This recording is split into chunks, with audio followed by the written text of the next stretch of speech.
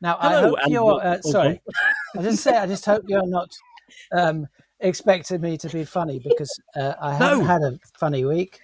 To be honest with you, Charlie, it's not a question of being funny. It's just having a nice conversation. Good. I can do the latter. Oh, that's good. Conversation. Yeah. The humour arises from the most mundane stuff anyway. Not from my mundane stuff, it won't. Right. I won't interrupt again. Accepted. Off you Okay. go. I'm looking forward to the big intro. Well, brace yourself. Hello and welcome to That Was the Week That Was it? The podcast that isn't afraid to ask the hard-hitting questions. Questions like, how was Monday for you last week? And did you get up to much on Thursday? I'm Alex Sievewright, and my co-host for this exciting episode is Emmy Webber. Hello, Emmy. How are you? Hello, I'm good. Thank you. Good. We always do this little preamble beforehand, like we haven't seen each other in an hour or 45 minutes. Since you got me my coffee.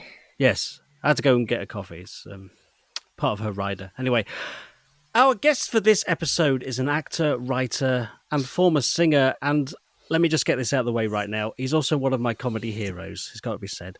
It's Charlie Higson. Hello, Charlie Higson. Hello there. Hello. How are you, sir?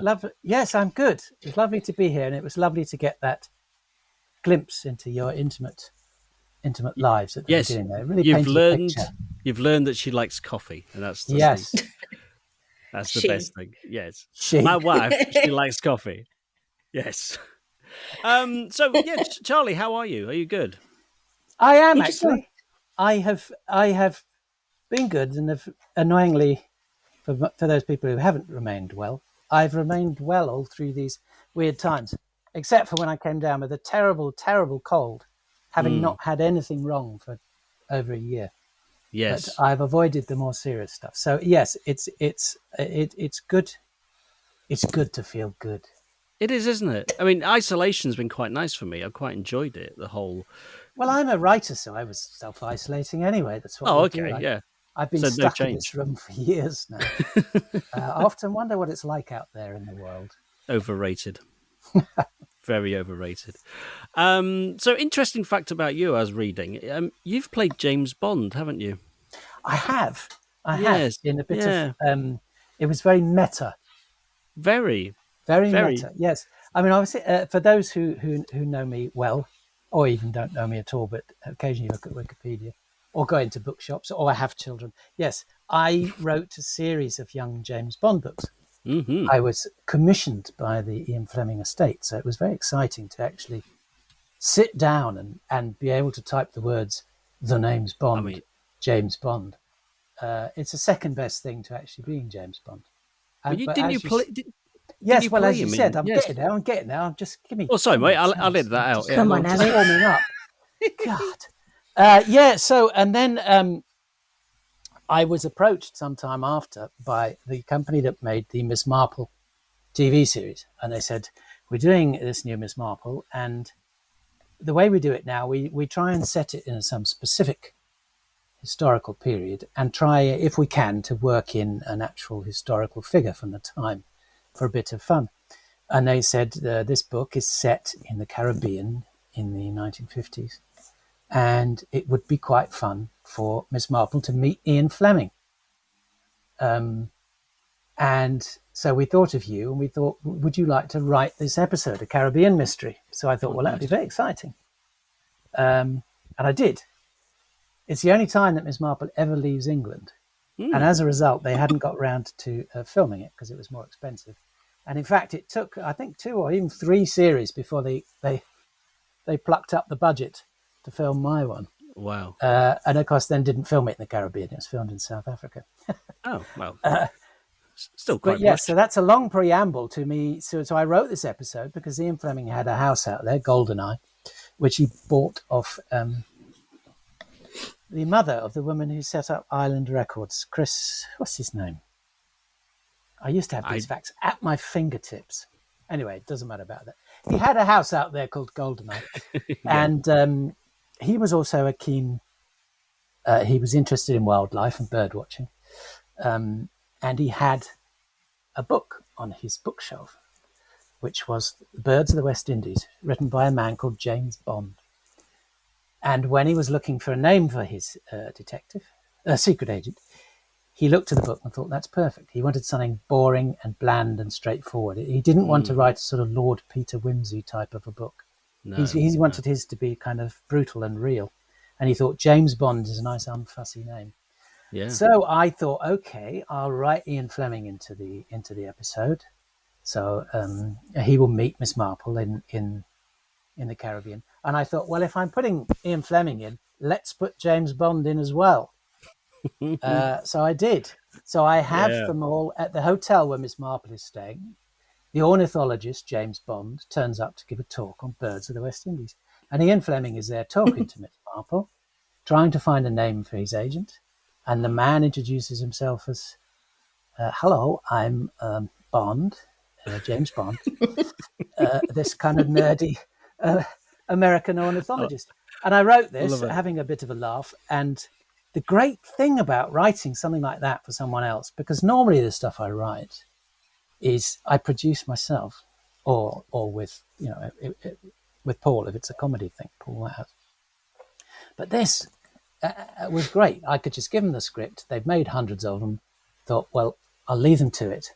I don't have to get involved in the day-to-day grind of filming, which is incredibly stressful, because you are constantly fighting the weather, time running out, the actors forgetting the lines, things going wrong, and it's compromise after compromise after compromise. You only have the perfect vision in your own head. So there I was at home with them filming out in South Africa, and by the end of the first week, they'd used up all of their wet weather cover, which is your exteriors. You start with your exteriors, and if it rains, you quickly film something indoors. But it was pouring with rain, so they were having a terrible time. And I thought, it's not my problem. I shall enjoy watching the finished product. And then they got in touch and said, you know what? It might be quite fun if you played James Bond. And I couldn't turn that down. You can't, can you? No, and I went out there and I had you have your three-way, as it's called, which is 3 little dressing rooms in a caravan, and it said James Marple. Bond on the door, because they always put the character name rather than the actor. And so, yes, there I was playing James Bond. But suddenly, of course, I was plunged into the stress and the horror of filming. Yeah. It was a big night scene and it was pouring with rain. They're all supposed to be having a lovely meal outside under the stars, but had this huge, great sort of device had been rigged up above them, just filling with water as the rain thundered down. And this was about 4 a.m. And they just managed to get Miss Marple and Anthony Sher out of the way before this thing collapsed. Wow. And would have crushed them to death under the weight of the water. So it was quite exciting. But yes, I played the boring ornithologist, James Bond. And that is, he needs his own spin-off series, surely. So you can be the Sean Connery of the ornithology James Bond. Well, you could go even more meta, yes. I'd love that. Under the cover of being a dull American ornithologist, is actually a British Secret Service agent who assassinating rival ornithologists. Actually, I did come up with an idea for a crime series, because Robert Webb of Mitchell and Webb was playing the villain. Always in these things, they hire a comedian. They think, wouldn't it be clever if the comedian played the villain? Yeah. So whenever you see a comedian in a drama, a sort of murder mystery like that, you go, that's the villain. Yeah. They got around the problem when I did Broadchurch, actually, because they hired me, Lenny Henry, Roy Hudd, and one of the guys from Horrible Histories. So it was kind of like, which of the comedians did it? And it was none of us. Oh. Wow. What a red herring. What a spoiler. Yes. So, but there I was. We were. So there's me and Robert Webb getting slightly hysterical at 4 o'clock in the morning as everything's going wrong and rain is pouring down on everyone. And he was playing the villain, and we came up with an idea for a crime series where a traditional Agatha Christie style villain, reformed villain, and a traditional Agatha Christie style detective go on adventures around the world, and they turn up in places and there's always a murder. And it's always it's always the murderer who's done it. Yeah. So the end of every episode is the same. The detective saying, "You promised me you weren't going to do it." I'd watch that. Yeah, I'd watch that. So that was an So- extraordinarily long answer to your first question. Oh, but you know what? That's fantastic. It's I can use that. Actually, I'm going to use that instead of the normal "we first met in 2005" thing. So yeah, we'll just skip that. So Charlie, let's get this ball rolling, shall we? How was Monday for you? Well, I was actually on holiday last week. The end of my holiday in Wales, of all Lovely. places. My wife's family have had a little cottage in Wales near Cardigan since the early 70s. And we go down there quite a lot, and usually it's cold and raining. So we'd gone down and we weren't expecting to be there very long. We took sort of hobbies to do whilst we were stuck indoors in the rain. But we had unexpectedly and very welcome, glorious weather. It was very hot and sunny in that part of Wales. So we were on the beach and swimming in the sea and all these kind of things. So we stayed on longer than we were intended. So I was still there last Monday. So yes, that's what where I was and what I was doing. Lovely. It sounds nice. It does sound very nice. Yeah. I'm trying to think. I haven't actually been to Wales. Whatever. I went to Wales on Ever? No. How come It's you quite not have been bad. to Wales? I don't know. You've been I don't on know. I think holidays to all manner of countries all around the world. This is the Quite a problem. few, People in yeah. England don't know the British Isles. I mean, I've only been to Scotland once, so yeah. I mean, I went to Wales on a school trip, and my mum didn't pack any Wellington boots, and she didn't pack a coat, and I was the only kid there who, and they're saying, where is your coat? Where's your jumper or anything? Like, nope. And so I had to spend the whole time in this cagoule they gave me, just like, because the weather wasn't great when we were there for the week. Was it And summer or winter? I can't even Or- remember. or To is be there honest a with you. difference in Wales? It was just grey. It was Well, grey and gloomy. I loved it. I heartily recommend that you both go back there. we will. When we the will sun now, shines, on your it recommendation. is the best place on earth. It's very beautiful. They got some amazing beaches, and it's lovely. I mean, but of course, it's not always sunny. But we were lucky. No, that's nice. I did send a postcard home to my mum, which she still has, which just tells her my verruca's coming off. That was my news from Wales. I bet she treasured that. Did she frame it? Yeah, still got it. She kisses it. She loved that verruca. Our youngest, Sydney, when I think he was only about 8 or 9, he went on Forest School Camp. Are you aware of Forest School Camp? I'm not. No. It was set up, I think, in the 1920s as a sort of communist alternative to the Scouts. Okay. Oh, It was doing the same thing, but without the military aspects. It was all about helping each other and mutual support and cooking for each other. And it's a sort of thing that middle-class parents send their kids on, and they run wild. And he had a terrible time on the first day because the other kids do the cooking, and they had barbecued sausages, which were basically raw. So he was all alone in this tent, which leaked. We'd given him one of those useless pop-up tents. And it was raining, and his guts went haywire. He couldn't get out of the tent, so he attempted to do a poo in one of his shoes. But it overflowed, and actually, and then when he woke up in the morning, he discovered it wasn't one of his shoes; it was the shoe belonging to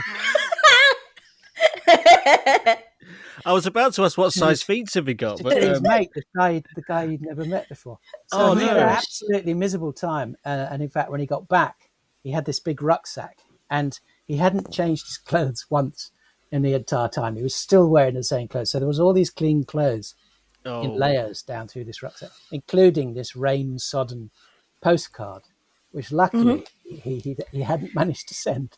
It just basically said, "I am having a terrible time. It's the worst thing I've ever done. Please, can I come home?" oh, bless. I Bless pooed him. in a shoe. Yes, but he didn't get any verrucas, so that was a plus. No, the other Yeah. guy probably did, though, didn't he? Had all sorts of Yeah. infections, didn't And he? actually, that trip was to Wales, one of the forest school campuses in Wales. Oh, make But a no, note we of had a that. fantastic time, and on Monday we went to a place called Llangrannog, and Mm. you can now walk, if that is your bent, the whole of the Welsh coast. It's Oh. pretty up and down, so you need to prepare for it. But there's a fantastic walk from Llangrannog that goes out onto this kind of headland that goes out into the sea, and it looks like something from Lord of the Rings or Game of the Thrones or something. Wow. It's called Innis Lochtan. It's probably not pronounced it properly, but, Hey, but you know, works it's for a me. real. It's great to get out of London and just clear your head and do Yeah. something like that. Yeah, yeah. I mean, that's why we're moving out of London, because we just need to clear our heads. You need space. Yes. So you're finally moving to. Was it Wales or Scotland? You're going to? We're going to Kent. As far You're going as to Kent, Kent. As far an as hour and Kent. 20 minutes away. Have you ever been to Kent before? Yep. Saw the place before we got it. Yeah, that was your sole previous trip to Yeah. Kent. Well, no, I've actually been to Kent a fair few times. I've done a little bits and bobs for BBC Radio Kent now and again, and found my way heading back there. So it's kind of apt that I'm going back to Kent. I think that's probably, seeing as I don't do anything for BBC Radio Kent anymore. It's ironic. But Yeah. so Monday sounded absolutely lovely, to be honest. Tuesday, what was that Well, like? Tuesday we went to the beach in the morning and swam in the sea, which I hadn't been. We go to Wales quite a lot in the spring and the autumn. I hadn't been for a summer holiday there for a few years, and I'd forgotten. As you get used to swimming in the Mediterranean, what it's like trying to swim anywhere in the UK. I'm not one of these wild swimmer types, or the types who get up at 6 a.m. and go swimming in Hampstead. You'd never do the channel. I'd never do the which. You'd never do the channel. Put it that way. You wouldn't do God, that. no. No, leave that to bloody Williams. Or swimming up the blooming Thames. What was he thinking Yeah. of? But no, it is absolutely bloody freezing. I bet. And, you know, there's kids there sort of running in and out. Although the thing these days, and we didn't have it when I was a boy, is everyone wears wetsuits. Yes. Oh, yeah. They're not scuba diving, but they are swimming. And it makes sense, I suppose. It does. But have But, you ever you know, in my day, we were proper men. have you ever worn a wetsuit, Charlie? I have. I did a couple of times, including I had it once for we were doing some. We were filming on the Fast Show. It was a sketch where the off-roaders, Simon and Lindsay. Yes. I can't remember the setup, but they've had some kind of an accident that has ended up with Simon falling into a river, presumed dead. Now I'm just going through my Fast Show encyclopedia in my head. Well, it's basically a monologue to camera from Paul as Yes. Lindsay sort of saying, "Sorry, Simon, mate, maybe we'll find your body." And he talks for some time, and Yeah. then I rear up out of the river Yeah. with an axe and I know the embed one. it in his head. Top of his head, yes. So I had a fake axe, and he had a sort of hat with a sort of polystyrene thing in it. Yeah. But basically, I had to lie on the bottom of this riverbed for quite some time underwater, holding my breath Jeez. before I pop up, all for the sake of a cheap laugh. Well, it's a And great sketch. I remember it very well. Yeah, Paul Whitehouse asking if it looks cool, doesn't he, at the end of it? Yeah, I know the well, it's sketch. the hat, the famous hat. Yeah, the famous hat. Yes. And we'd sort of timed it of how long I might be able to hold my breath for. And so he then timed something that he might say. And I was kind of showing off, and I stayed down there a lot longer than I thought I was going to. And he sort of slightly ran out of things to say. But I don't know if you've ever tried staying hidden on the bottom of a riverbed. No. No, It's Never. really difficult. I'm Because, too imagine. buoyant. well, exactly, as are we all. So I was sort of clutching these rocks and my fake axe under this pretty cold riverbed. But as I say, I did have a wetsuit on. So Wow. it Wow. so and immortal comedy came out of it. It did, yes, and that has stayed with me for some time. Yeah, you I- couldn't bloody remember it. Actually, while we're talking about the Fast Show, just while I've got it on a slight tangent, there's a sketch that I absolutely love, but I haven't seen it. I've got the box set. I still haven't You love it. seen You've it. never seen it, but So you I'm really love wondering. it. I'm wondering if I've imagined it. And But is you getting ready for bed? it's Gonna Bedtime read Bears. Yes, bedtime bears. Yes, It is there on the internet because people often tweet about it, and I can never find it, but someone always finds it for me. Yeah, yes, I if you love look that up sketch. Bedtime Bears. I think that's what it's called. Bedtime bears. Yeah, it was Bedtime- written by. We had this amazing guy called Brendan O'Casey. Because on the Fast Show, Paul and I wrote probably about 70% of it. The rest of the cast wrote mainly their own stuff, but occasionally a sketch for someone else. And then we would have sketches in from the public and from other comedy writers, whatever. You need huge amounts of material for a sketch show, which you then sort of weed down and whittle down and see what's actually you're physically capable of fitting in with your filming schedule, whatever. But we had these sketches sent in by a guy called Brendan O'Casey, and they were like nothing else we'd ever seen. They were extraordinary and very sort of poetic and very beautifully described in a slightly old-fashioned manner. It turns out he is the grandson of the Irish playwright Sean O'Casey. Oh, but he lived on a farm in Devon, and he sent these amazing sketches. And Bedtime Bears was one of them, and it was beautifully described. And I tried to keep that sort of quaint, old-fashioned 1950s style that he writes in. And he wrote and he co-created with me the character of the painter, and he wrote all those amazing lines that the painter comes out with that I could never think of. Yeah, I did You chuckle lock to my. me in the cellar and feed me pins. Thank you so much. It was So funny my earlier. eyes are pies and yours are lies. Now that was the one line I wrote for the painter, because we'd always ask them to supply us with picnic stuff and things that I could throw around, and we had these two beautiful little pork pies, and I came up with a line just before we filmed the sketch. I thought, yes, I've just about reached Brendan O'Casey's level, and the trick for me was always seeing if I could crack Arabella. Yes. She was so good, and she was so good at keeping a straight face and just I don't know how she did that. keeping it all in as I went bonkers, because I never really knew what I was going to do when I went bonkers. No. I mean, I did chuckle earlier when we were having technical issues. I just put this in the podcast, and Emily said to me, his screen came up, but it was just black. In my head, I went, "Yep, okay." Well, it's a nice thing about doing the Fast Show is it's still fondly remembered, and people, all those little things which in themselves aren't particularly funny, but you keep repeating them and people like it.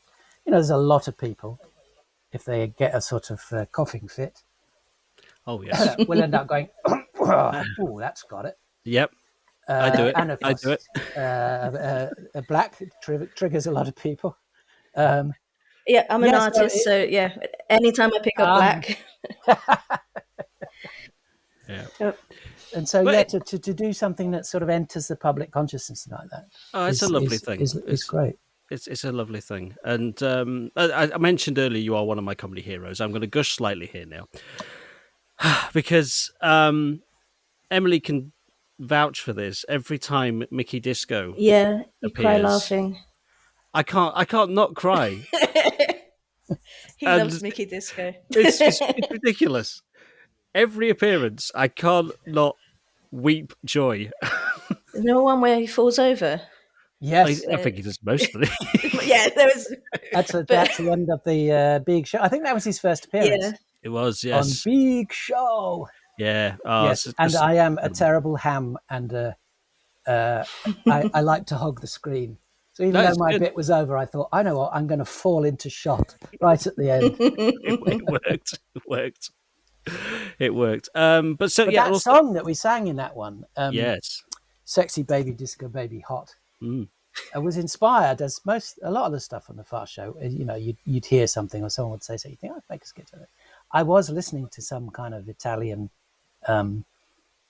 Euro pop single, and it really did sound like the backing singers were singing "Wanker, Wanker." So that's where it came from. But we really should have properly recorded "Disco Baby, Sexy Baby, Hot." I reckon it could have been a very big hit. I want it for Eurovision. Well, I have actually tried. I thought they wouldn't go for it though. So look, can we just put Mickey Disco in for Eurovision? That would be great. Oh, God, I'd love that so much. But yeah, that's as I say, lots of hours of joy you've given me there. Not just through that, also for your work on Reeves and Mortimer as well, which has been a big influence on me. I'm just getting it out of the way now, Charlie. I love it. No, you can spend the next 2 hours talking about how marvelous I am and reminiscing over the Fast Show. I could, but unfortunately... Because let's face it, you're not that interested in my Welsh holiday, are you? Well, I am. You see, I was going to ask you about I was going to ask if it was a sandy beach or a stony beach. Exactly. Well, they've got lots of really lovely sandy beaches, particularly all the way along Cardigan Bay, which extends for many miles.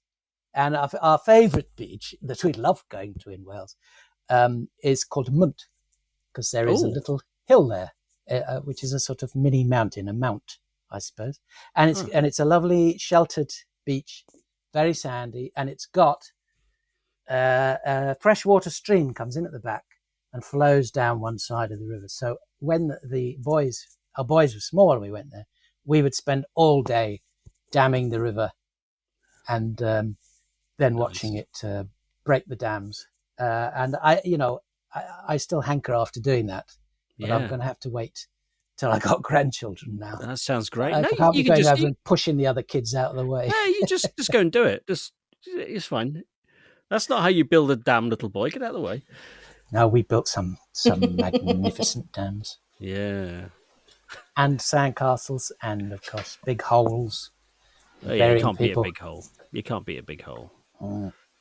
Now, we go on holiday to Italy a lot, and nobody ever does anything like that on an Italian beach. No. If you try and dig a hole, a sort of handsome young man in a t-shirt will come along and fill it in. The sort of beach attendant. Poo in it. No, that's what the Brits do. Yeah. But no, it's all very pristine and well looked after, and they don't appreciate English engineers at work. They don't like fun. That's all it is. Well, they do have fun. They have amazing fun. Just not in the sand. Mainly sort of standing in the sea, chatting to each other. That's what they love doing. And they eat most amazing food whilst the British contingent get out their crisps. That's fair enough. No, that's fair enough. They do beat us on food, definitely. But what I was going to ask about wearing a wetsuit is, have you ever had to go to the toilet while wearing one? Not literally in it. They used to say, "Oh, you should pee in it." It keeps you warm, but you shouldn't, because it fills it up with all sorts of problems. So no, have you? I'm assuming you have, or you wouldn't be teeing up this. Yes, this anecdote. I have. That's my anecdote. No, it was SeaWorld at Discovery Cove. You had to wear a wetsuit when you could walk around. Sorry, what's Discovery Cove? It's like a completely manufactured paradise. Best way to describe it, I think. So it's like where is it? Florida. So you've got very nice, but very fake. Oh yeah, yes. And you got sandy beaches there, all brought in from wherever. And it's like you can. So you've been to Florida? Mm-hmm. Yeah, oh yeah, several times. Never been to Wales. Has it got huge, great water slides and things like that there as well? Yeah, it has. Yeah. Okay, so what were you doing in a wetsuit? Because presumably it was hot. Well, it is, but they got like snorkeling and other bits. Some of the pools, because they have fish in, they keep the temperatures really cold, so they advise you wear a wetsuit.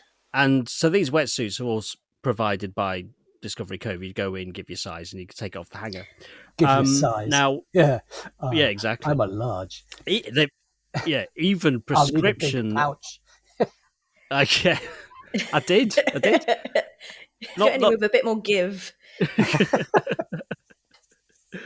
Especially around the waist. It is actually they've even got prescription goggles there as well. You can, but that's not right. But yeah, I really need the toilet. Unfortunately, I don't go into that whole pee in the wetsuit thing, particularly when you're in a man-made sort of atmosphere. I don't want to do that. Full of rare fish. Exactly. Children. Full of rays and stuff. So I went.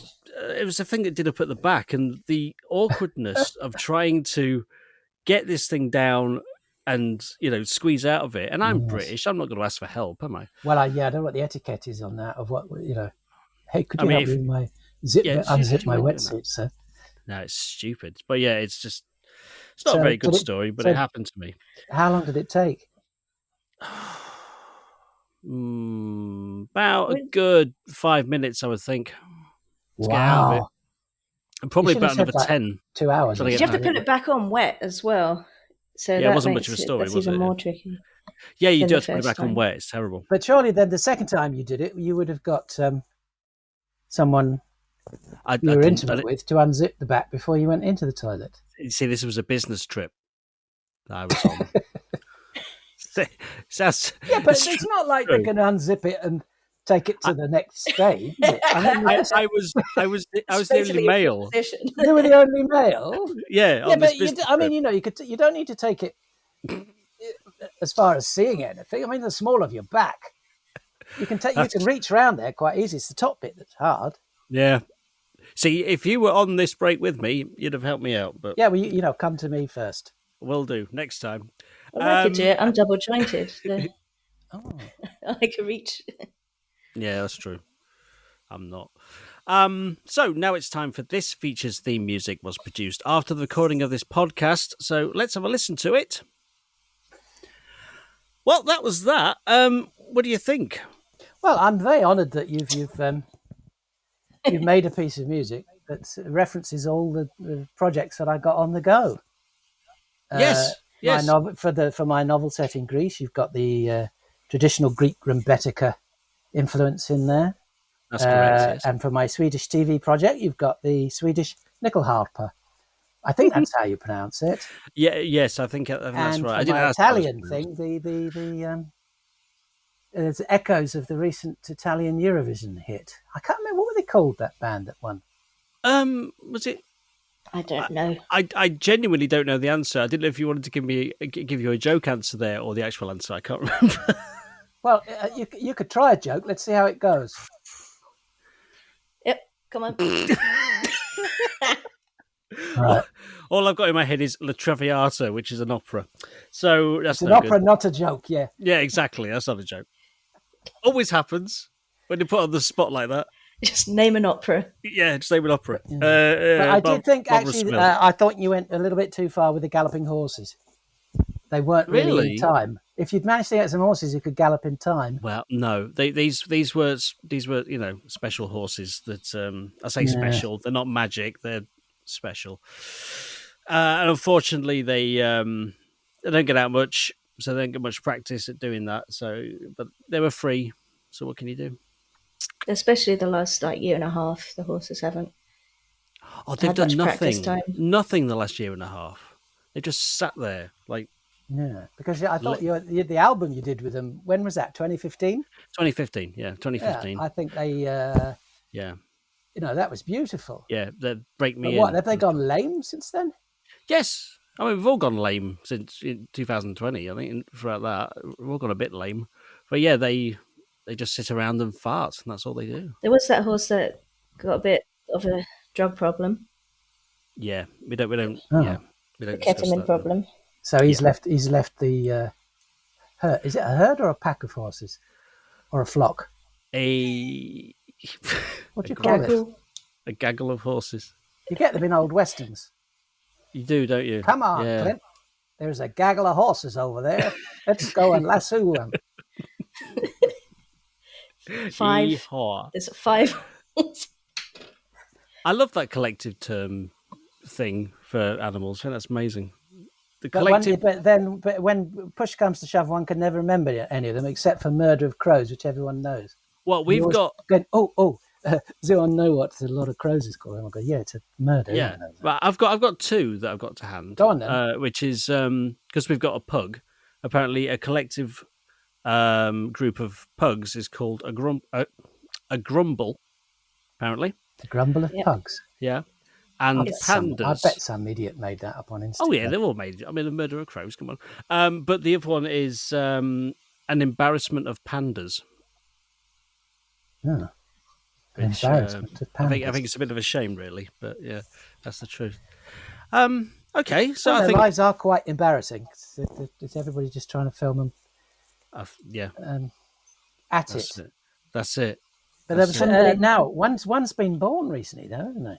Yes, I believe in Scotland. Is it? that's Scotland? right. I think it might be Scotland. Yeah, I've seen the videos. Yeah, it's tiny, Tiny hamster.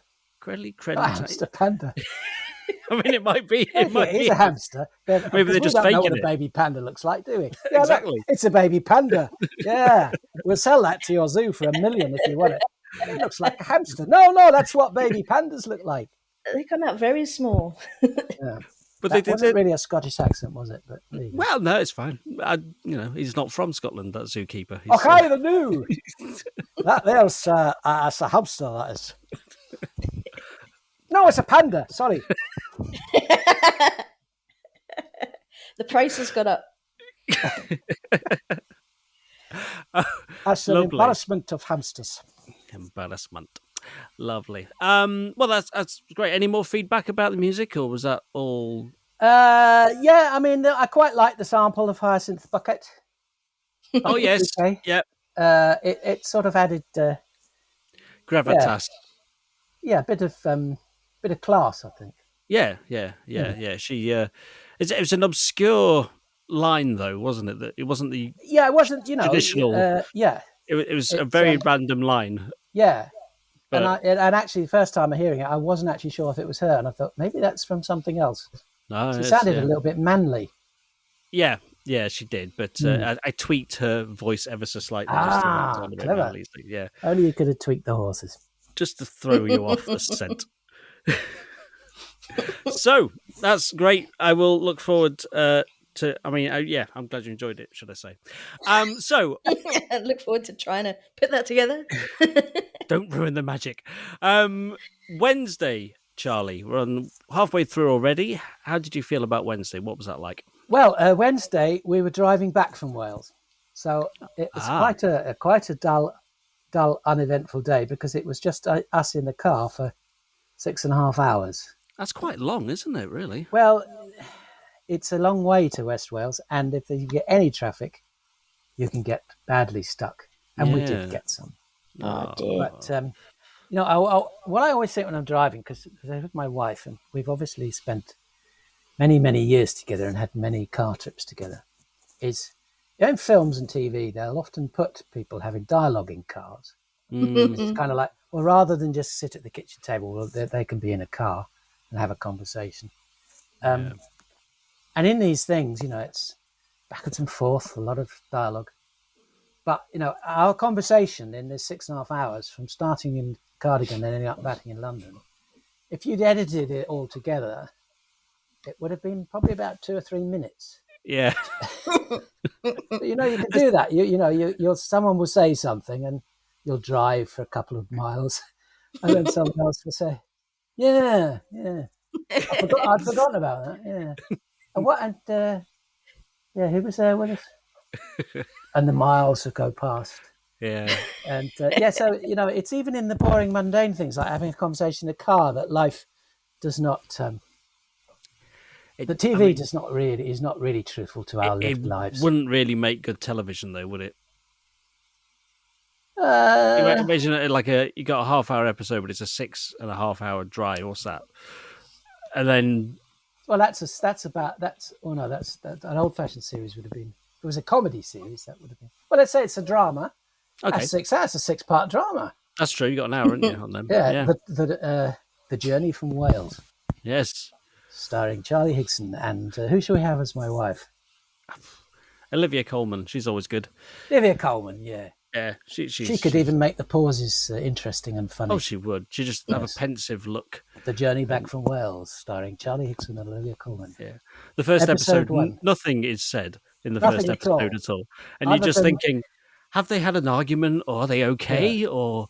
Well, or about halfway through, it's the traffic doesn't look too bad so far. Make a good time. About 10 minutes later, let's see how we get on. A bit of tension there, a bit of drama. Yeah. And what might happen in the next half hour? Absolutely nothing. It's like 24, but not as exciting at all, is it? It's good. I like that. But, you do go to motorway services, and that is always a little glimpse into hell, isn't it? Yes. I was going to ask if you stopped at services to break up the journey. Well, you can't drive 6.5 hours without breaking it up. Well, we always swap about halfway back at the services. So that's the midpoint of the series. Yeah. In this week's episode, Charlie and Olivia swap the driving. And yes, you go into, and what is it about motorway service? This is a stand-up observation of college. What is it about motorway services, ladies and gentlemen? I mean, what are those people doing there? Why are they all such monsters? And it spiced up the journey at least. And I bought some Quavers and a Mars bar. Well, yes, I always do. I only ever eat them in long car journeys. Really? Have you gone for the new flavours? Oh God, no! What do you think I am? I don't know. Really? I did notice them in the services, and they were different colours, and I didn't even look. I thought, no, that's wrong. I'm not even gonna. What are the flavours? Well, the prawn cocktail. Prawn cocktail. And salt and vinegar. Now, the prawn cocktail ones are actually quite nice. Because they taste of prawn cocktail crisps, which is not a flavour that has any relationship to anything in the real world. That's very true. Let's face it, most people eating prawn cocktail flavoured things have never eaten a prawn cocktail in their lives. It's true. I have, though, but yeah. It's like bubble gum. Things you say, it's bubblegum flavour, but what flavour is bubblegum? Yeah, synthetic. It's just its own flavour. What an amazing invention. Somebody once claimed it was based on strawberry. Oh. Was that one of the Quavers flavours? Strawberry? No. So it's prawn cocktail. Yeah, and salt and vinegar. Yeah, but they brought these back because these were what was it? I think early 90s. I think they first introduced these, but they didn't do very well, so they thought they'd bring them back again. Yeah. Hey. Yeah. We've still got these in the back room. These things didn't do very good. They were a disaster. Let's bring them back. Hey, try to get rid of the stock from 20, 30 years ago. Alex and I have a friend who works in the Quavers factory. That's right. I did as want to long bring as him I've known him, which is when I met Alex, so like 16 years ago. Oh. All he does is his only job has been working in this Quavers factory, and every time we see him, we ask him so many questions. We're not interested in anyone's job as much as we're interested in his job. And like do you get the cheese in your nose when you come home? Like, we know when you go on the tube and you get the black in your nose. And we're do you get the cheese powder in your nose? And I would think that would be more of a hazard in the Watsits factory. Yeah, he doesn't deal with them. No, he doesn't. We've got no. Mainly every time you see him, you ply him with questions. Yeah. Yep. Is this a bit like one of these car conversations where?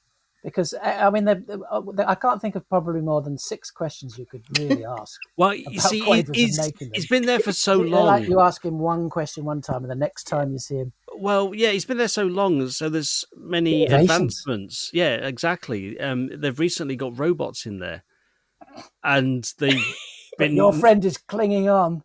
Oh no, he's in robots charge aren't of the going to robots. kick him out.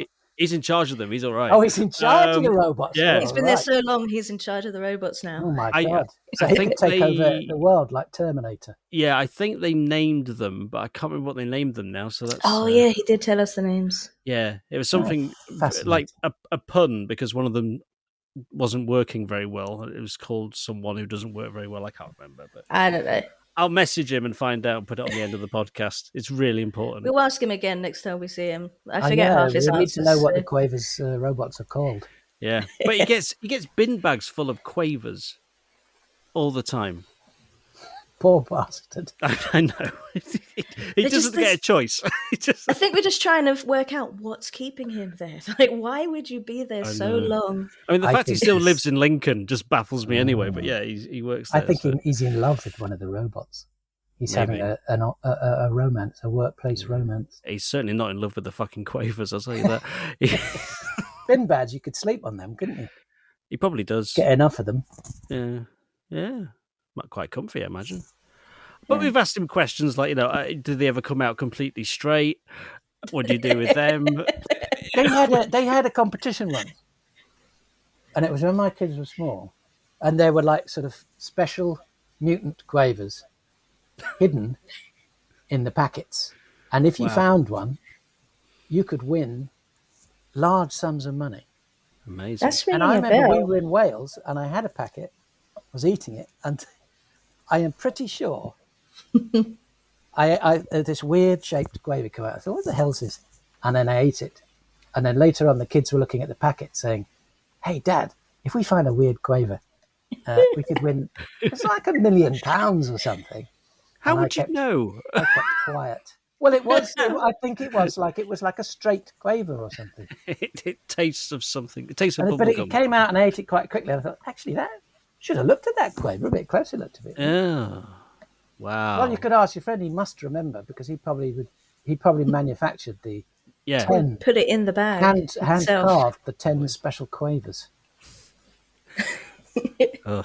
I don't know how I'd feel about. So it's like when they did the Cadbury's cream egg thing recently. They had a gold cream egg. If you got that, you would win money.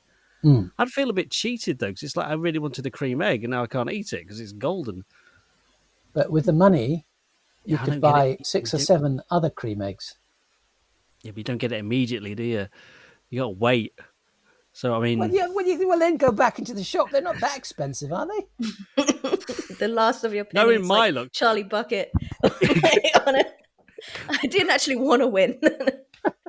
lo and behold, they go out of season though. By the time I got my money in, do they still go out of season? What? Cream eggs? Cream eggs. I think They'll try and pretty sell them much. all year round now. Yeah. If they can. Oh, I don't know. See, if my friend worked at Cadbury, I'd be able to ask him that. But What day are we on? we are on. That was we're stuck Wednesday. in the motorway. Wednesday Oh, was coming yes. back 6.5 hours with Olivia Colman. Yeah. In a. That doesn't sound so bad. It doesn't actually. Sounds quite good. I'd want to get more chat out of it though, if I'm honest. 3 minutes. We Yeah. could talk about sat-nav. Hey, what is it with sat-nav, ladies and gentlemen? Hasn't Waze got a bit pedantic lately? Say you should go this way. Oh, is it smart motorways? Oh, yeah, they're not The that variable speed limit. smart. Wow. So you got back home. That was Wednesday. Thursday. Yeah. You jumped to a conclusion there. Oh, okay. You didn't get back home on Wednesday then. No, we could have been captured and kidnapped and flown to another country. To be honest, though, yeah, we got back home. I was going to say, to be honest, though, 6.5 hours, it depends what time you left. So you might have got back Thursday morning early. No, we did. We did. Yeah, as I say, my week was not that exciting. Oh, okay. That's good then. We got home and went to bed. You didn't have a nice dinner? If we did, it's lost in the mists of time. Some of the best dinners are, really. Yeah. But we wouldn't have had the time or the inclination to cook up a big feast. All you want to do is have a drink and Yeah. And you're full of quavers anyway. So Quavers, Mars bar, yeah. wine. Mm-hmm. Yeah. That's all you need, really, isn't it? Yeah, Have a chat. that's going a bit too far. So Thursday, how was that one? Well, of course, Thursday, as I'd been away, I was catching up with work because the cottage in Wales, you can't get a phone signal there, and there's no Wi-Fi, so it was a sort of enforced digital detox, for want of a better phrase, for a couple of weeks. If you went out, you would get things on your phone, but you don't want to sort of going How out was sitting on the that? beach dealing with hundreds of emails. So Thursday was catching up with work day, replying to emails, and But I've got sort of 3 TV projects on the go and a book that I'm getting ready for publication. So I did have quite a lot to do because one of the projects I'm show running, so I am supervising the other writers, and they were sending in all these scripts and things while I was away. Wow. And I was saying, yeah, I'll deal with that soon. And they were all getting a little bit anxious. So while you were in Wales, were you having like sort of in the back of your mind thinking, "Oh God, what am I going to come back to?" Or did you just try not to think about it? It wasn't scary, and it's easy to get scary about backlogs of emails and things, and thinking, "What if I've missed one that's really important?" But you never do you? No, no. And the phrase that always comes back to me is, "The postman always rings twice," which is Good film. If it's important, Yeah, they'll come back to you. that's true. That's very true. But I did need to supervise these writers. 2 of whom are based in Saudi Arabia and 1 in Lebanon. So Wow. Okay. And the one in Lebanon, it was really interesting. I was talking to her. She was saying just how bad things are in Lebanon. She said they've always been bad. The government is so corrupt. And they cream off all the money from the electricity power companies and things, and so nothing works. And every day you've got to prepare for 2 or 3 hours without electricity and stuff. Wow. Jeez. So it's quite hard for her as a writer trying to stay in touch. And Yeah, I bet. That's horrible. I mean, we moan about the internet going down sometimes here or being slow, but yeah, to have, wow. Yeah, I can't imagine. I can't actually imagine that. Can you talk about the TV show at all? yes, Or well, that show is it's an interesting one. It is a big fantasy series that I am making for Saudi Arabia, of all places. Okay. It's based on a best-selling book by a Saudi author, and it's set in sort of pre-Islamic times. So it's fantasy. So we've got a bit more leeway of what we can do in it. And there's a big company out there called MBC, Middle Eastern Broadcasting Corporation, and they make a lot of stuff, but for the Middle East, and they're wanting to make bigger things with more Western production values that they can try and sell internationally. And a friend of mine was out doing something for them, and they asked him, did he know anyone who might be interested in writing a big fantasy series? And he said, yes, I do. He's called Charlie Higson. Yeah. So I'm now involved in this. It's fascinating working for someone completely different like that. A completely different culture. I bet. And also, it will eventually all be translated into Arabic and filmed in Arabic. That's quite cool. That's very cool. I like the sound of that.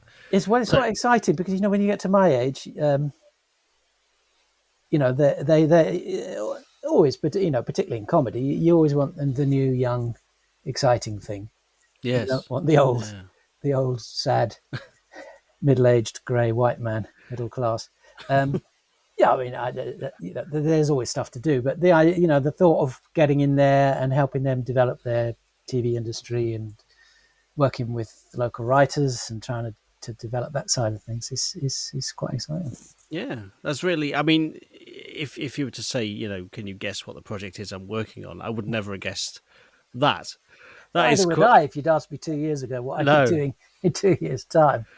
But you do never know, do you? You never know what's around the corner, so that is quite impressive. But the series is about these 2 rival witch covens. So it's about young women, and it's about female empowerment, and it's about the older male wizards trying to suppress them. So, through that fantasy filter, you can do quite a lot. And so I've made sure that the other writers on it are young women from the Middle East. As I say, one's in Lebanon and 2 of them are in Saudi Arabia. And it's really interesting talking to them about the daily life in Saudi Arabia, what it's like for them. Because, in many ways, it's just like talking to, they could be in Morden. Yeah. It's all on Zoom. They're just they could be. They're very ordinary, familiar young women. And, I think the interesting thing about Saudi Arabia is that there's a difference between your public persona and once, when you're in private at home or with other people, or they have nightclubs and things. So, you behave differently, and you know how to negotiate that. Wow. I mean, it sounds like a great project. Yeah, good luck with that. It sounds great. I mean, you're always in fear of it being, shut down by the powers that be if they don't like something in it. But it's so far so good, and as I say, it's really interesting and quite exciting. Wow, it's incredible. So Thursday, catching up with emails, always a good time to be had there. Friday, what was that like? I had lunch with my editor, which is right, which was nice. Yeah. Hey, people talk about the old days of publishing have gone, lunches with editors and things, but no, it does still happen, and it's always very nice. Catch up. Yeah. I've actually got two editors now because I got two different books on the go. I had a kids book out in the beginning of the summer with Puffin, who I've been with for many years now, and my editor, who I've been with for many years. So it was really nice seeing her, catching up, talking about the world of books. I mean, it's when you've talked to someone on the inside about how the business is working and how sales are doing, it's always it's always an eye opener. I imagine. I attempted during lockdown to dip my toe into writing a book. You didn't use a computer? No, I used my writing toe. with your toe. Yeah, that's right. That's a schoolboy error. I got about 4 chapters in, and my toenail came off, and I was like, "Nah, this is not worth it, really." Was this fiction, comedy? What was it? It's a comedy thing. There's a character I used to do for John Holmes on Radio Kent, who was called Jeff, and he lived in Headcorn. But basically, if there was a topic, I'd call in, and regardless of whatever the topic was, I had a business that was about that topic. So if there was an airport story, I was building an airport in my back garden in Headcorn, that kind of thing. So essentially, the book was going to be How to Do Business Good by Jeff from Headcorn. And it was basically listing every single business that I talked about on Radio Kent over the last 3 years. It used to be on Talk Radio as well, so it was a bit of a list. And just listing every single business and why it went under and what I would have done differently. But I just lost interest. It's so hard. It was so hard for me to maintain my interest in it. Well, the problem with doing a book of that nature is you've got no spine, you've got no narrative to give you that energy to pull you through. That's true. It's just a collection. You're down to thinking, right, I've got to write another bit now. It's got to be really funny and stand up in its own right. That is tough to do. Yeah, I've found out. Yeah, I mean, that's why I love writing genre fiction, because you've always got that engine there. Yes. So if it's a thriller, you got your action story. If it's horror, you got your horror. If it's even with comedy, you can. Yeah. You build on it and work your way through it. So I love writing and reading genre fiction for that very reason, because otherwise I just fall asleep. Yeah, that's it. I mean, I may go back to it. I don't know, but 4 chapters. So that was 4 businesses. Actually, it might have been 5. Might have been 6 chapters. Actually, how many chapters did he actually write? I forgot he did it. You must know the truth. when he mentioned it, and I'm like, this is news to me, but I won't embarrass him in front of Charlie Higson. Well, this was a thing, in lockdown, at the start of lockdown, there was all that talk of, well, we're all going to do amazing things and finally write that novel. I mean, sadly, I think a lot of people did finally write that novel. We don't need any more. I'm going to learn a language, but actually when it started, nobody could concentrate on anything. No, and it was just... even reading books was hard. Yeah, there was a low-lying anxiety of not knowing where things were going. But then, as the year went on, by the time we hit late summer, I was bored and restless, and it was then I actually sat down and wrote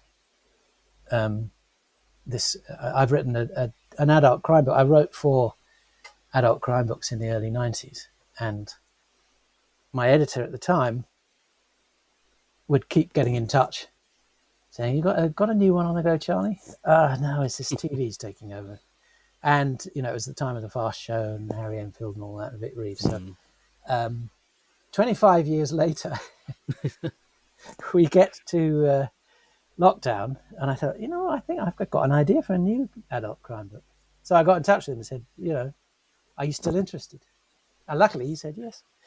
So, so I wrote it, and that is set in Corfu. Nice. We went to Corfu. When? Yes, Sorry. we did. You see, you've been to Corfu, you've been to Florida, but no, not Wales. I got second-degree burns in Corfu. From the sun, or were you sliding down a rope? Yeah, it was from the sun. I fell for the cloud cover. I thought, no, I'll be fine. No, second-degree burns the day before flying back, so just couldn't have a bag. First day. Yeah, that would have been pretty awful. Yeah, it was a hard old time by the end of it. It really was. Well, my kids' book that was out earlier in the year is called Worst Holiday Ever. And it's a comedy book for kids about a little boy who goes on holiday with a friend's family. So he's not with his own family, and he's quite shy and self-conscious. And it starts terrible because it gets good. But I basically just compiled everything I could remember that had gone wrong on holidays when I was a kid, and with my kids when I took them on holiday. Yeah. It didn't get as far as second-degree burns. It would have. There's kind of no way. There's no way you can go from that, is there? You just have to. It's not really a joyful ending, it sort of is it? Puts a halt to any form of activity. Yes, it did. I mean, it was hard enough getting on the plane and getting the seatbelt. It couldn't move, and back at work was awful. I was just leaking. It was disgusting. It was grim. It was grim. But Corfu was nice. Yeah, lovely place. Very hot. So the books, do you have an estimated when you're going to get them released, or you still? Well, the kids one was out at the beginning of the summer. It was actually supposed to be out at the beginning of summer 2020, and we were all ready to go, and then reports started coming in, this disease, and it was particularly bad in Italy. And the kid in the book goes on holiday to Italy. I was thinking, well, that's not so great. Yeah. And then it was like, I don't think kids this year are going to get any summer holidays. So you think bringing out a book about a summer holiday in Italy is not great. Yeah. And then kids aren't at school at all. So that was it. No. Yeah. I spoke to my editor at the time. They said they tried to persevere. They brought out a couple of new books, and they might as well have just dropped them down a very deep well. Yeah. Nobody was interested in new stuff. People wanted classics and comfort reading. And also, if kids aren't at school, you can't publish books for kids because they don't know about it. Unless they're at school and talking to each other, and the teachers, librarians, whatever, are encouraging them. And as a writer, you go and do schools visits and talk. But without them being at school, it's very hard selling books to kids. Yeah, I can imagine. Because you can't really advertise to them because they don't look at any advertising. I remember when I was at school, they had a monthly pamphlet thing where you could just had like a catalogue full of children's books, and you could order one. Tick the ones you want to order. Tick the ones you want, you get it from the school. There are still some schemes like that. Yeah. Some publishers sort of do book fairs where they go into schools and flog stuff. But obviously, as with all education, and with cuts under the present administration, and their lack of interest in actual education, as opposed to pretend education. It's tricky, and the teachers and the librarians in schools do an amazing job, and in very difficult circumstances. Of course, because I've done hundreds and hundreds of school visits. I've talked to thousands and thousands of kids, and you can really tell the difference in a school if you go into a school where the library is at the heart of the school, and books and reading and that kind of culture is an important thing. The schools are just different. That's true. I kind of miss those days. I read a lot more when I was at school. Being a child. Yeah, just in general, being a child. Yeah, not this 42-year-old. Were you at school before? Yeah, presumably before the big rise of screens and phones. Yeah, I was definitely. Yeah, definitely. Yeah, I finished school in '95. So Yeah. yeah. I remember Now, the internet coming in, that kind of thing. let's look up boobies. Yes. Why is it taking so long? So, But my other book, just to finish the question, please do. Yes. the crime book is out in January. It's called Good. Whatever Gets You Through the Night. Nice title like that. So we're at the weekend now. Yes. What the devil happened there? Well, not a lot. Same as mine then. It was we had a bit of sun, so I had a barbecue. I do like Lovely. barbecue. I like eating outdoors. I like doing everything outdoors we can. I do like the summer. It's great because you can get up and you only need to put on 3 items of clothing. You can get dressed in about 20 seconds. A t-shirt, pants and shorts. That's all you need. Yeah. And, if you can eat outside, cook outside, brilliant. So, but, it's not always great weather. So yeah. I'm glad you said you went with t-shirt, pants and shorts, not two socks. Two socks. Right sock. Yeah. It's the summer. Bit of fresh air. Yeah, just call me Winnie the Pooh. I'm fine. My toes are a bit unsightly, so I will keep the socks on. Yeah, but Emmy, you're a big fan of barbecues and the whole Yes, I saw your eyes light up there. If I could. Do you have a signature dish? I made some. We went glamping recently, and I made an amazing lamb, which I marinated for a couple of nights, and I just winged this glaze for it.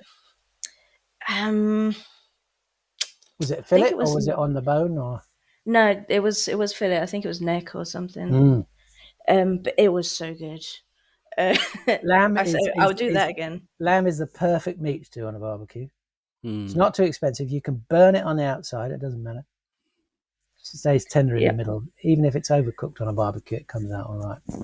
So, yes. So I try to avoid doing, say if I have guests over, I try to avoid doing burgers and hot dogs because they're done and the bread's all filling and there's just better meats you can make. I know. It's a complete waste doing a burger on a barbecue. And a hot dog, for goodness sake.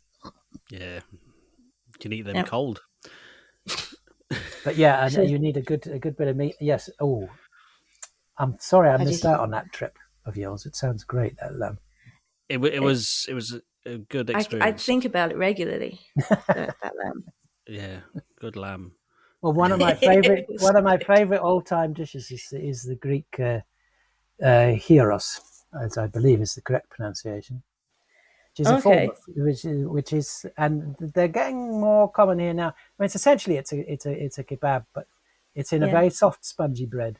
You get the lamb, and you get like a yogurt sauce, chili sauce, and chips, all wrapped up in this thing. And I went to Greece as a teenager, and I got them then, and I will always try and sniff them out if I'm over there. Yeah. But there are now places over here you can get it, but it's not the same as being on a beach and a guy's got these hot coals in the taverna.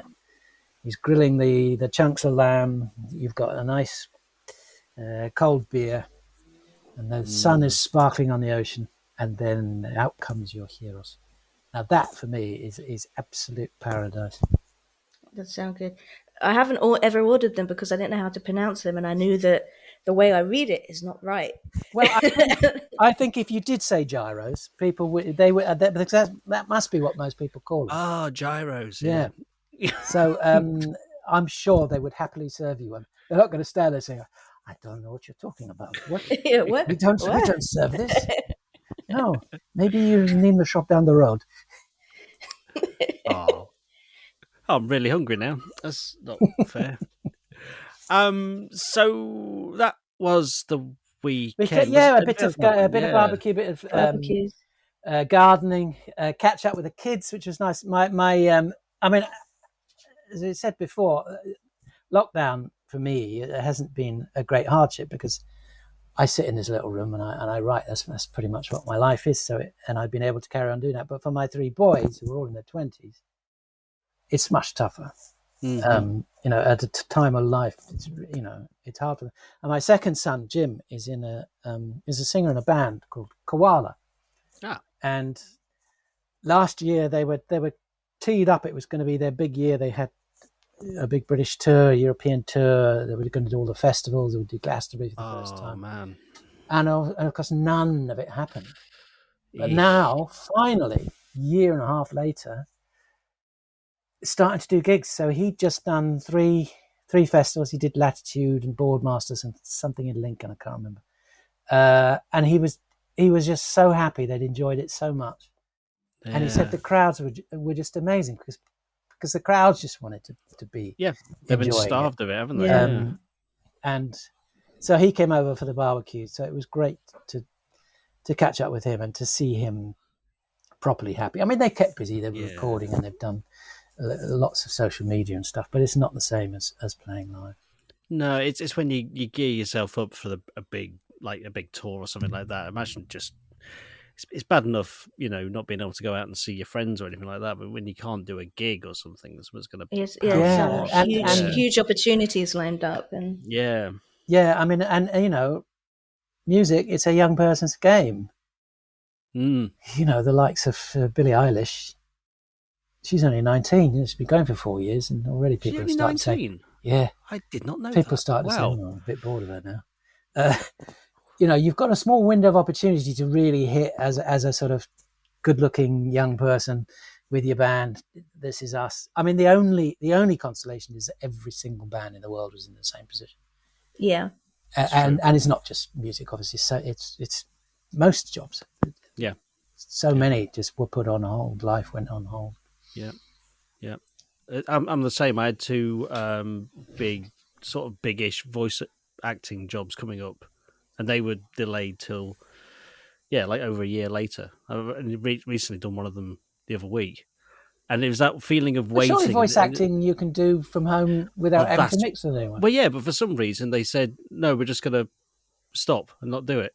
What? So it was weird. It was weird. One was for Audible, and the other one was Absolute Radio, and they've just only just done the Absolute Radio one. So it was silly, but which in the end was done from home. Yeah, it was done from home anyway. Yeah, absolute nonsense. But I mean, but you know what? And I thought about this a lot over the last year and a half. We wouldn't have been able to have lockdown if we hadn't invented the internet. Absolutely. Yeah. Even 10 years ago, this would have been more painful than it has been, definitely. No, because, the video conferencing then was just awful. Yeah. And, so much work has become online anyway. Yeah. But, it's an interesting one. I think Bill Gates created COVID. Oh, yeah. Okay. So that more people would work online. Yeah. And use his stuff. And it's a theory. Yeah, no, he did. It is a theory. Him and Zuckerberg. Well, that's why we can move, is because I could work from home now. Well, there you are. Yeah. And you're part of the drain from London. Are you actually going to the countryside, or are you going to end up in a town down that way? Oh no, it's busy in the countryside. We're going to be renting an annex on this old Tudor farmhouse. Oh, nice! It's just so like right now that room that Alex is in there, that messy room is just how we've had to live, because that's what we're renting is one room for the same price for this annex. And yeah, we've been stuck there because of the pandemic. But you must come and stay. Have a barbecue. I shall bring my wetsuit and a shoe to poo into. And Olivia Colman. We'll drive down on the way and have a fascinating conversation. Well, it's only about an hour and a half away. We stand there in our t-shirts you do the barbecue lamb, I'll be there straight away. Wonderful. So, Charlie, that was your week. How would you rate it on a scale of up to whatever? Well, perhaps. Yeah. No, I was thinking that as well, actually. It was very perhaps week, but no, it was a good week. It was a good week because I did manage. We did manage to get away to Wales, so that was nice. It was nice to Yes. go into town and see my publisher, and it was lovely to have a barbecue. Yeah, but it's it's the small things in life. Yeah. Really, what It gives sounds you like a pleasure. lovely week. Yeah, it was. It does. It does. Even the 6.5 hour drive was okay. Yeah. We chatted away. Enjoyed the quiet. Did you see any cows? Oh, cow. A lot of cows in Wales. Fewer once we came over the Severn Bridge. That's when you know you're near a home, when the cows disappear. Yeah. So is there anything else you'd like to plug while we've got you? I think I've pretty much covered everything. I think you did it throughout the episode, which is quite impressive. Yeah, that was seamless. It was good. It was good. Well, that about rounds it off. I'd just like to say, Charlie, it's been an absolute pleasure to chat to you, and I hope it doesn't make you feel really old that I'm, a 42-year-old man who's watched you since you was a child. It's the truth. But so, thank you so much, Charlie Higson. As I say, no, I'm glad you enjoyed it, because I had a thoroughly miserable time. Oh, good. Talking about myself. I so hate to talk about myself. Yeah. I'd much rather find out about you guys. Well, I should have got you on as Mickey. Should have got you on as Mickey Disco. Our friend who works in the Quaver factory to talk to you if you like. Yes, and I need to find out what his robots are called. I should get him on as a guest. Yeah, you should. That would be you get probably more hits on that one, answering all those Quavers questions. Yes, we've had another question come in. But yeah, thank you so much, Charlie, for doing this. It's been lovely talking to you, like I say. Anything to add, Emmy? No, I have nothing to add, as ever. Good. Well, my thanks to Emmy Webber. Thanks again to Charlie Higson. I've been Alex Sievewright, and that was the week that was it? Goodbye. Bye-bye. Perfect.